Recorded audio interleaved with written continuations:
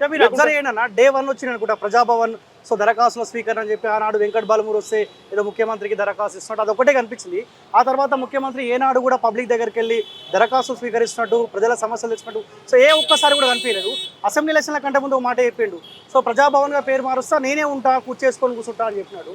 So ఈ మాటలన్నీ మర్చిపోవాల్సిందేనా ప్రజలుగా? పాపం కేసీఆర్ ఎక్కడికి వెళ్ళి కుర్చీ పట్టు కొనుక్కొచ్చుకుంటానో తెలియదు కానీ కేసీఆర్ ఏడ మాట్లాడతారో కుర్చేసి కూర్చుంటా కూర్చేసుకున్నా ఆ భాష తన కూడా కుర్చేసుకున్నాడు. మరి ఆయన ఉన్న కుర్చీ ఆయన ఎత్తుకపోయిండు, ఆయన వేసుకున్న కుర్చీ ఆయన వేసుకుని ఏడేసుకున్న తెలియదు. ఇప్పుడు ఎందుకంటే ఈయన కూడా కుర్చీ లేకుండా చేసినేమో తెలియదు. ముఖ్యమంత్రి కుర్చీ అయితే ఒప్పచెప్పిండు, ఆయన కూడా మంచి అలిషాన్ లో సెక్రటరియట్ లో కూర్చుంటుండు, బయట కూడా కూర్చుంటుండు, ఓకే. కానీ ఇప్పుడు తెలంగాణలో బెల్ట్ షాపులు బంద్ చేస్తా అన్నాడు. బంద్ చేసిన బెల్ట్ షాపులు, ఊర్లలో బెల్ట్ షాపులు అట్లే ఉన్నాయి. తెలంగాణలో ముండరాళ్లకు విధవరాళ్లకు టాప్ పొజిషన్ లో ఉన్న తెలంగాణ అని చెప్పుకుంటూ వచ్చిండు. మనం చెప్పినాం, ఆయన కూడా చెప్పిండు. తెలంగాణ వచ్చిన తర్వాత నువ్వు అవి బంద్ చేస్తావు కదా, ఇప్పటిదాకా అవి కంటిన్యూ అయితేనే ఉన్నాయి. అంటే నీ పాలనలో నువ్వు ఏడ కుర్చీ చేసుకుంటున్నావా, కుర్చీ చేసుకుంటలేవా, నువ్వు ఏడబండుకున్నావు పక్కకు పెడితే నీ పరిపాలనలో నువ్వు అన్నటువంటి అంశాలు ఏవైతున్నాయో అవన్నిటి నువ్వు ప్రాపర్ గా చేస్తున్నావా లేదా అనేది. రాగానే 4000 వృత్తి యువకులకు ఇస్తా అని చెప్పినావు. ఏ శివాల ఏ త్యాగాల పునాదుల మీద తెలంగాణ వచ్చిందో వాళ్ళకే చేయలేను. దాని తర్వాత కూడా 10 ఏళ్ల నుంచి రిక్రూట్మెంట్ లేక పడ్డ రిక్రూట్మెంట్ లో స్కామ్లు అయితే ఎవరైతే డీజీపీ అప్పుడున్న ఆ డీజీపీని తీసుకొచ్చే మళ్ళీ నువ్వు దీనికి ఇన్ఛార్జ్ పెట్టినావు టీఎస్పీఎస్సీకి. ఆ విద్యార్థులు కనీసం బుక్కడు భూవనన్నా తింటుండ్రా లేదా అని చెప్పని చూస్తున్నావా? కనీసం ఒక 4 మెస్ సెంటర్లను వాళ్ళకి పెట్టేట్టుగా పరిస్థితి తీసుకొచ్చినావా? గత చేసిన రిక్రూట్మెంటే నువ్వు కంటిన్యూ చేస్తాను. నేను వ్యతిరేకంగా గురించి కాదు, ఉన్న ఫ్యాక్ట్స్ నేను జనానికి చెప్పే ప్రయత్నం చేస్తున్నా. ఎక్కడ నువ్వు ఏ బడులను ఎక్కడ రిక్రూట్మెంట్ చేసినావు? నువ్వు 6000 బడులు అన్నావు, సింగిల్ టీచర్ బడులు నేను రిపీటెడ్ గా చెప్పుకుంటూనే పోతున్నాను. ఎందుకంటే తెలంగాణ సమాజానికి ఇది రిజిస్టర్ కావాలి. నువ్వు నీ పరిపాలన ఎట్లుండాలి?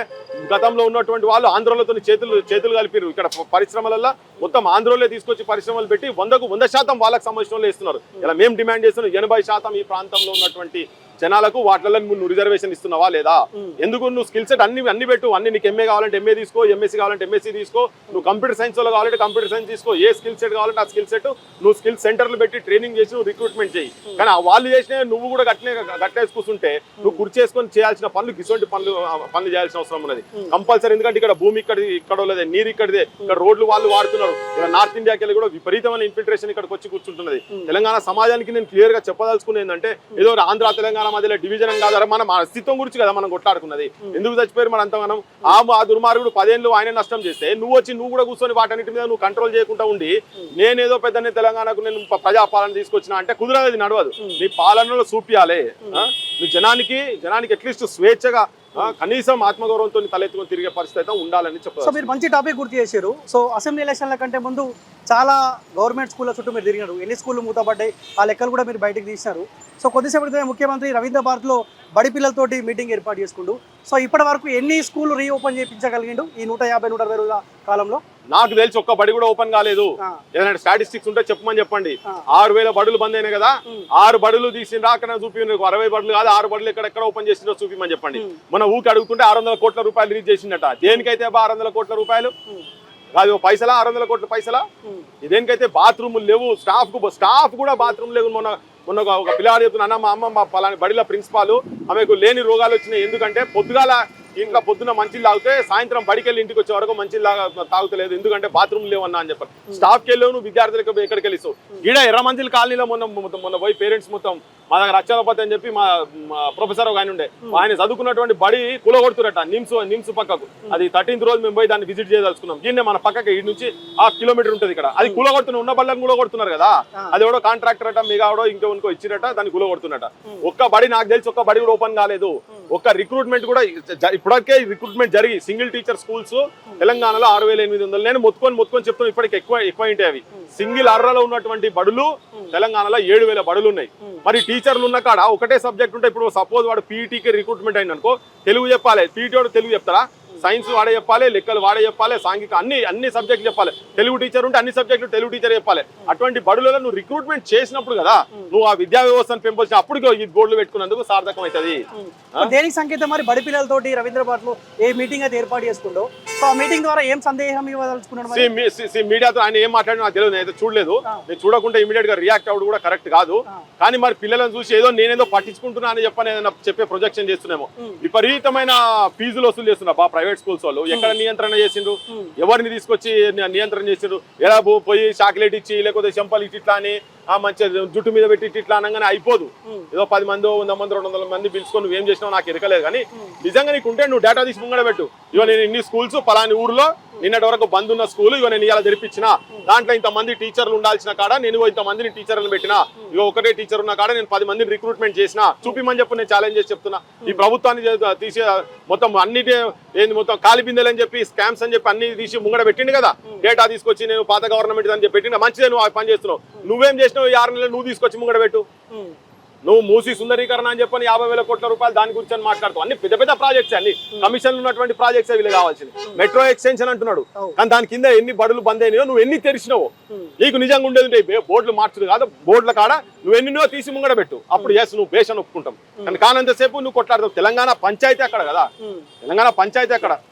సో చాలా మంది తెలియదు కేసీఆర్ ఉన్నది కొద్ది ముందు, కేసీఆర్ ఉన్నది ఇదే బిల్డింగ్ అనా? నేను ఆయన ఇంటికి ఎప్పుడు రాలేదు, నేను ఎప్పుడు రాలేదు.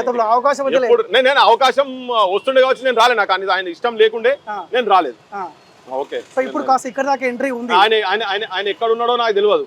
ఎంట్రీ లేకుండే తప్ప ఆయనకు నో ఎంట్రీ పెట్టి చేసేసినాం కదా మేము. కేసీఆర్ కి నో ఎంట్రీ చేసిన మా సొంటలు అందరూ కలిసి కేసీఆర్ కి నో ఎంట్రీ చేసేసినాం కదా. ఇప్పుడు ఎంట్రీ ఏం రేవంత్ రెడ్డి మనకేం ఇయ్యలే ఇక్కడ. ఇయ్యలేదంటే సరే, ఇక్కడికి నేను 1-2 టైమ్స్ నిన్న మొన్న ఒక 3-4 months బ్యాక్ మా గదర్ ఫౌండేషన్ కు సంబంధించినటువంటి మీటింగ్ పెట్టే క్రమంలో నేను లోపలి పోయినా చూసిన, అంతేనే కానీ అంతడని తిరగలే. ఒక సెకండ్ బిల్డింగ్ లో మాత్రం నేను పోయి రావాల్సి వచ్చింది. నేను పోయినా కానీ అంతకుముందు ఎప్పుడు పోలే. ఈ ప్రజాభవన్ కూడా ఓన్లీ బట్టి విక్రమార్క ఒకరికే అనుకుంటా. కాదు మన సీతక్క కూడా ఉన్నట్టున్నారు కదా ఇక్కడ, అనసూయ గారు కూడా ఇక్కడ ఉన్నారు ఆ బిల్డింగ్ లో. నాకు అలా పోగానే అసలు ఫస్ట్ పోపుది కాలేదు. ఏదో బటనతో వస్తే మాట్లాడే సందర్భం ఉంటే నేను ఒక 2 సార్లు వచ్చిన అంతే తప్ప నేను పెద్ద నాకు లోపల పోలేదు. ఎందుకంటే నేను కూడా ఎక్స్పెక్ట్ చేసింది అంటే నిజంగా కూడా ఇది పెద్దగా దీన్ని ఒక పెద్ద లైబ్రరీ సెంటర్ చేస్తారేమో, ఒక సివిల్ సర్వీసెస్ చదువుకుంటే కావచ్చు, గ్రూప్ 1 చదువుకుంటే పిల్లలకు మంచిగా ఉచితంగా పెట్టి మంచి ఇక్కడ ఒక 1000-2000 మందికి ఏమైనా చదివిస్తారు కావచ్చు అనే ఆశ నాకుండే. లేదో మంచి హాస్పిటల్ చేస్తారు కావచ్చు, సిటీ సెంటర్ లో ఉన్నది కదా అని చెప్పని ఉండే. కానీ మరి వీళ్ళు వచ్చి ఉన్నారు, వాళ్ళు ఎందుకున్నారో నాకు ఎరకలే. కానీ ఇవన్నీ అన్నయ్యే కదా, నేను చెప్తున్నది కాదు, వాళ్ళు అన్న మాటలే చెప్తున్నాం.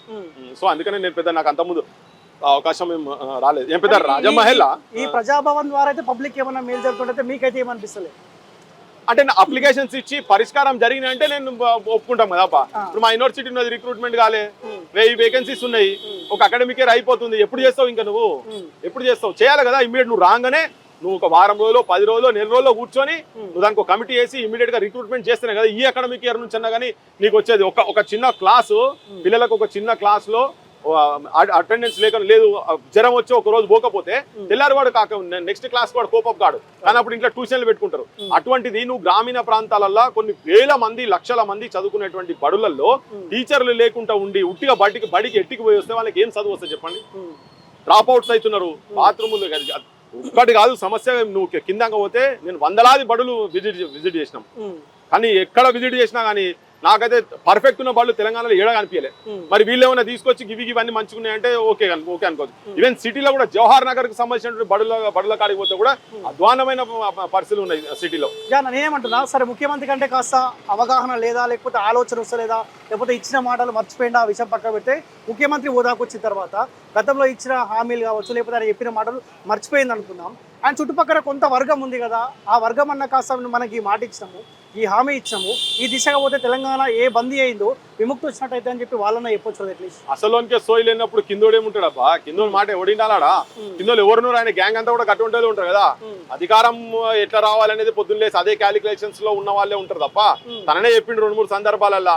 రాజకీయ నాయకులు అంటే అబద్ధాలు ఆడతారు పోయి, జనం కూడా అబద్ధాలు వినాలని రెడీగా ఉన్నారు. మేము కూడా అందుకే అబద్ధాలు చెప్తున్నాం. అబద్ధాలు చెప్పి ఎన్ని అబద్ధాలు చెప్తారు అధికారంలోకి వస్తాం మేము అని చెప్పి ఆయనే చాలా ఇంటర్వ్యూలో గతంలో చెప్పిండు. అందుకే తన నైజం కూడా అట్లనే ఉన్నదేమో అని చెప్పి నాకు అనిపిస్తుంది. ఇంకో టీం కూడా నిజంగా ఉన్నదంటే ఎటువంటి వాళ్ళని టీం పెట్టుకుంటారో మనకైతే తెలుస్తలేదు. కనీసం నువ్వు ఉద్యమకారులు అంటున్నావు, నీ ఎంబడి పెద్ద ఉద్యమకారులు తీసుమార్కాలను నీ ఎంబడి ఉన్నారు అనుకుంటున్నావు. కనీసం నువ్వు అమర్లు ఎవడో అన్ని దొంగ లిస్టులు తీసి కూడా పెట్టింది కదా, మీకు అన్ని చూపించిన కదా దొంగ లిస్టులు.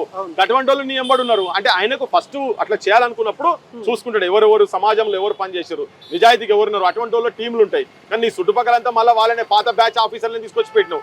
నువ్వు కూడా తిట్టినావు కదా, ఇదే రేవంత్ అంత ముందు ఉన్నప్పుడు పొట్టు తిట్టినావు వాళ్ళే వచ్చి మళ్ళీ సేమ్ ఆఫీసర్లు వాళ్ళే ఉన్నారు. ఏ టీమ్స్ అవుతున్నాయో అన్ని రంగాలలో వాళ్ళే వచ్చి కూర్చున్నారు. సో మొన్న రిజల్ట్స్ కూడా అబ్జర్వ్ చేస్తే సమాంతరంగా బీజేపీ కాంగ్రెస్ పార్టీకి సమాంతరంగా సీట్లు ఇచ్చినారు. సో ఈ రిజల్ట్స్ తోటైనా రేవంత్లో ఏమైనా చలనం వచ్చే అవకాశం ఏమైనా కనిపిస్తూ ఉందా?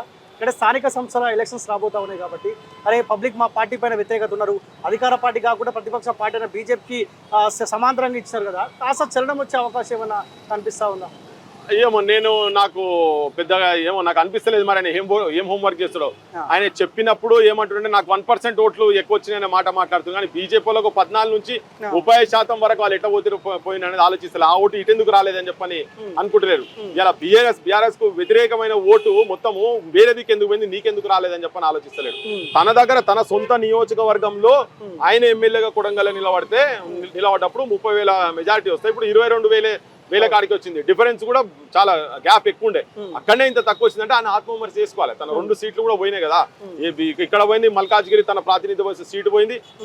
తన దగ్గర 7 మంది ఎమ్మెల్యేలు కాంగ్రెస్ వాళ్ళు గెలిచుంటే మహబూబ్ నగర్ లో అది ఇంకో దిక్కు పోయింది. అంటే నీ పర్ఫార్మెన్స్ చూస్తున్నారు జనం. నువ్వు అనుకుంటున్నావు నేను రెఫరెండం అన్నా కాబట్టి నాకు 1% పెరిగినాయి, నాకు 3కి వెళ్ళినాయి 8 అయినా అనుకుంటున్నావు, కానీ అధికార పక్షంలో ఉన్నావు నువ్వు. జనం నీకు పబ్బం కట్టిండ్రు. 6 నెలలు నీ పర్ఫార్మెన్స్ కనుక కరెక్ట్ ఉండేది ఉంటే నీకే పడుతుండే, కాంగ్రెస్ కే పడుతుండే. ఇది ఒక కాంగ్రెస్ డిఫీట్. మరి ఆయన ఏం ఆత్మవిమర్శ చేసుకొని ఏం చేసుకుంటాడో నాకైతే నాకు తెలియదు, నాకు అర్థమైతే లేదు. ఎందుకంటే చూడాలి ఇప్పుడు ఆయన సోనా గజ్కే దేకో సోపత్ కరికే దేకో అంటారు. ఓకే, ఇప్పుడైతే సోపత్ 6 నెలల సోపత్ అయింది, 6 నెలల సోపత్ అర్థమైపోయింది అయ్యగారి సంగతి. ఈ రోల్డ్ గోల్డ్ బంగారం తీసి ఇంత గిక్కి అది బంగారం కాదు కదా. ఏమో ఇప్పటివరకైతే మాకు రోల్డ్ గోల్డే కనపడుతుంది. ఏమన్నా మళ్ళీ పాలిష్ అయితే లోపల ఏమైనా ఉంటుందో మాకు ఇరకలేదు, కానీ అది చూద్దాం, అది టైం చెప్తుంది. పబ్లిక్ ఏం చెప్పదలుచుకున్నా ప్రజాభవన్ వేదిక నేనేమంటా ఉన్నా, తెలంగాణ రాష్ట్రం అయిపోయిన తర్వాత 2 సార్లు కేసీఆర్కి అవకాశం ఇచ్చారు. సరే చేస్తాడేమో ఒకసారి, తర్వాత కూడా కొంచెం చేసినా ఇంకో కొంచెం చేస్తాడేమని. సో మార్పులు అందరు భాగస్వాములు అయితే కాంగ్రెస్ పార్టీకి అవకాశం ఇచ్చారు. ఈయన పరిపాలన కూడా అదే తరహాలో కొనసాగుతున్న క్రమంలో కూడా సో పబ్లిక్ కూడా కొంత విసుగొస్తారు, ఏం చేస్తాంలే మన ప్రయత్నం మనం చేస్తూ ఉన్నాం, మంచి తీర్పే ఇస్తా ఉన్నాం, అయినా కానీ మన బతుకులు ఇట్టే ఉంటాయన్న ఆలోచన అయితే పబ్లిక్ వస్తారు కదా. పబ్లిక్ మంచి పాలన కావాలని అనుకుంటారబ్బా. ఇప్పుడు మన పొద్దున్నే అన్నం తినాలి, సపోజ్ మన బీరకాయలు తినాలనుకో, మన పెరట్లో బీరకాయ చెట్టు పెడతాం, నీళ్లు పోస్తాం, పొద్దుగా లేచి అన్ని చేస్తాం, మన బీరకాయలు అయ్యేదాకా చూస్తాం. ఆ బీరకాయలు అయితే కోసిన తర్వాత చేదు బీరకాయ అయింది అనుకో, దాని దినం తీసి అవతల పడేస్తాం, ఇంకోటి పెడతాం, బీరకాయలు తిని మానేస్తామా? అందుకే మంచి నాయకత్వం గురించి మనం ప్రయత్నం చేస్తూనే ఉంటాం. ప్రజలు ప్రయత్నం చేయాల్సిందే. ప్రజలకు మంచి నాయకత్వం వచ్చే వరకు ప్రజలు ఆ లైన్ లో పోతూనే ఉంటారు, అట్లా ఆలోచిస్తూనే ఉంటారు. కనుక నాయకత్వం నిజంగా కూడా నిజాయితీ పరుల చేతులలో ఉండాల్సిన అవసరం ఉంది. కానీ వాళ్ళంతా మొత్తం ధనస్వాములే కంప్లీట్ గా వచ్చి ప్రజాస్వామ్యం మొత్తము క్రిమినల్స్ అండ్ ఏమంటారు కమర్షియలైజేషన్ ఆఫ్ డెమోక్రసీ, ప్రజాస్వామ్యం కూడా కమర్షియల్ అయ్యే కాడికి తీసుకొచ్చారు ఇటువంటి నాయకులు చాలా మంది అందరు కలిసే.